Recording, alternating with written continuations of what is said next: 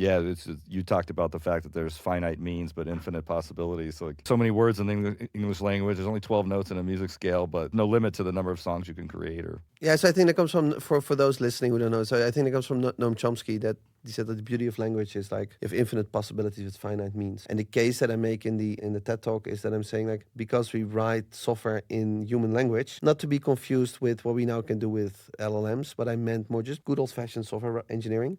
If that is true, that we have infinite possibilities with finite means in language because language changes, that means that we can come up with an infinite number of ideas we can express in software because we use language to write software. And that was kind of the point that I wanted to get across. So I think it's a hyper creative medium, right? So we can come up with, we can write down and execute. well, it's weird because we are limited by sort of the physical world still. I mean, yeah, you could write software that does anything, but before we had these big GPUs, we didn't have LLMs. Right. So we sort of needed like these physical innovations to occur before we could express certain ideas. What's another example? Like, Steve Jobs always wanted to be able to put music in his pocket, but it wasn't until hard drives and storage got miniature enough that he could actually make an iPod. Yeah, but so, and I, at the risk of now sounding too esoteric. Esoteric's good. Okay, so I leave the whole, when I talk about these kind of things, more from a, if you go into that philosophical realm, I leave the whole practicality out of it. So the Steve Jobs example of I want to be able to put music in my pocket, right? That was like the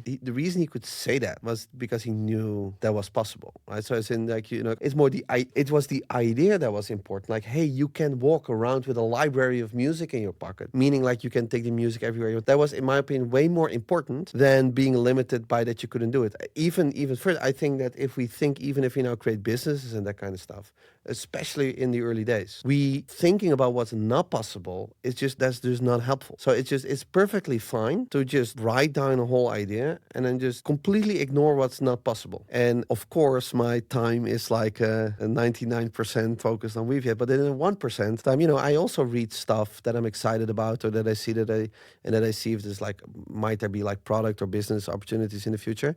And like 2 years ago or something, I was introduced to a paper called Mesh Code. And Mesh Code was a paper that was at the University of Kent. And what the paper basically described was like, it was a theory around storing the binary information in protein, in taline, in the brain. And so the research said like, that maybe that's how the brain encodes like memories. And I got interested in that, and I just read the papers. The guy published another paper, so I was reading this too.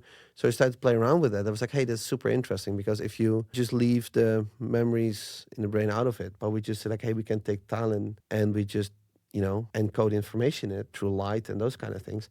That's like significantly cheaper than in storing a petabyte binary in a protein. Is significantly cheaper than doing that on a... And very small too. And very small too. So, and then I just, during a weekend or something, I just spend some time on, write it down.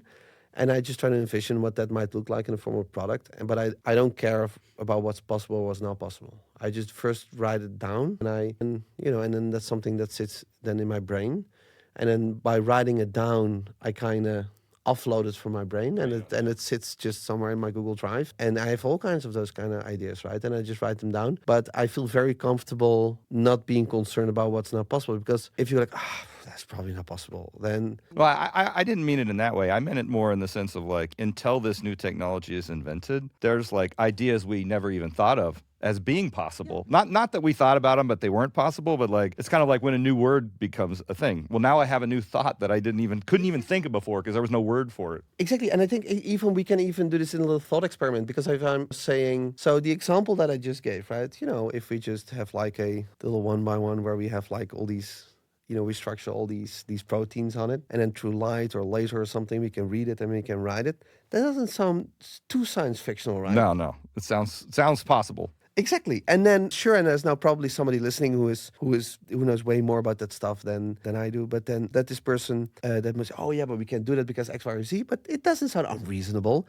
And then going back to the previous thing, right? So it's a infinite possibilities with finite means. And the first thing we do, like Jobs did with the iPod, we talk about it. And then by talking about it, we think about it and those kind of things. So